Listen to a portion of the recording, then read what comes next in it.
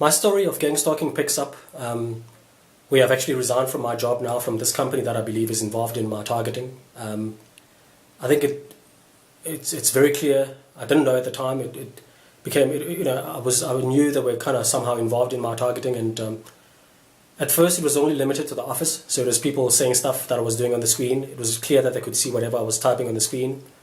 And now it's moving into my private life. Whenever I go home, I'm always constantly under pressure, which is the gang stalking Bible, gang stalking manual, organized stalking evil manual that they use to systematically kill the person. It's psychological warfare, it's mental warfare, it's destroying the person completely, psychologically, and then later on I think I got attacked with actual weapons.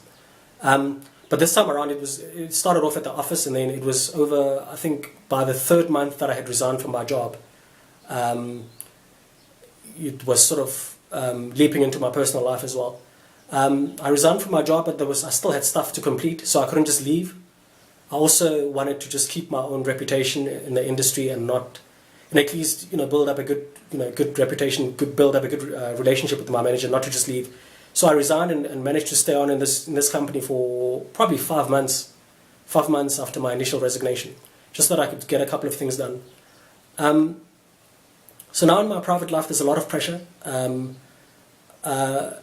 I'm sleeping one Sunday evening, and my colleagues, there's a colleague already that had already shared a video of me jerking off, masturbating in my own home, watching porn and everything. But now I thought it was only limited to the office. I go home one weekend, Sunday evening, I'm sleeping. I get woken up by my neighbors that were upstairs.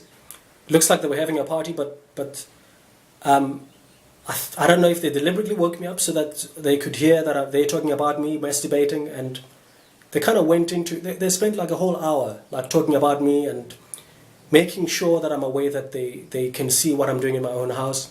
Going into detail as to how I'm actually masturbating. I'm actually taking a pillow, putting it on the bed and humping it like an actual, it's quite extreme. I mean, it's quite extreme for a reason that they I think the goal here is to get me very uncomfortable and like, whoa. And I imagine if somebody saw you doing that, and you're not going to feel comfortable, you're not going to feel confident, you're going to feel freaked out, you're going to feel stalked, you're going to feel violated. And they were going on for an hour, like I'm jerking off, I'm masturbating, and I get up, I'm freaked out, I'm like thinking there must be a camera somewhere in the house, there must be a hidden camera somewhere, and I'm trying to look for it, I'm trying to get out of the house, and they keep on laughing at me. I'm not sure how they could see inside of my house, but it just goes on. And they went on, as I said, as they went on for about an hour, just going on and on and on and on. I think eventually the party dies down, and the host of the party, which is my neighbor upstairs, just kept on going still, laughing, after most of the people have left and saying, look, this guy's crazy, laughing. It looked like you could see that I was moving inside of the house, and I just became completely uncomfortable from that day on. Completely, it